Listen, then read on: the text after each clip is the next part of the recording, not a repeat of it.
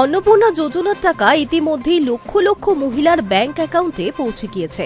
তবে দক্ষিণ চব্বিশ পরগনায় এখনো প্রায় 1 লক্ষ আবেদনকারী এই টাকা পাননি।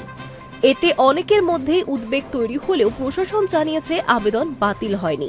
তথ্য যাচাইয়ের কাজ শেষ হলেই যোগ্য উপভোক্তাদের অ্যাকাউন্টে পৌঁছে যাবে টাকা। প্রশাসনিক সূত্রে জানা গিয়েছে, ব্লক স্তরের আধিকারিকেরা এখন বাড়ি বাড়ি গিয়ে আবেদনকারীদের নথি এবং তথ্য মিলিয়ে দেখছেন।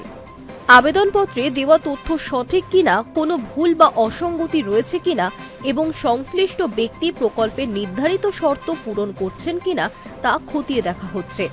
দক্ষিণ চব্বিশ পরগনা জেলায় অন্নপূর্ণা যোজনার জন্য মোট প্রায় 11 লক্ষ আবেদন জমা পড়েছিল, যার মধ্যে প্রায় 10 লক্ষ মহিলার অ্যাকাউন্টে ইতিমধ্যেই টাকা পৌঁছে গিয়েছে।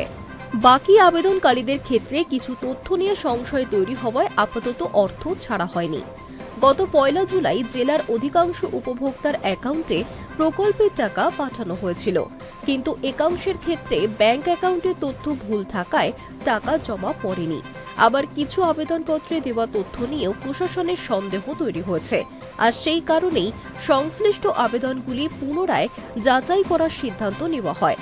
জানা গিয়েছে, এই যাচাইয়ের কাজ শেষ হওয়ার পর যোগ্য আবেদনকারীদের তালিকা রাজ্য সরকারের কাছে পাঠানো হবে। সেখান থেকে অনুমোদন মিললেই তাদের অ্যাকাউন্টে অন্নপূর্ণা যোজনার টাকা পাঠানো হবে।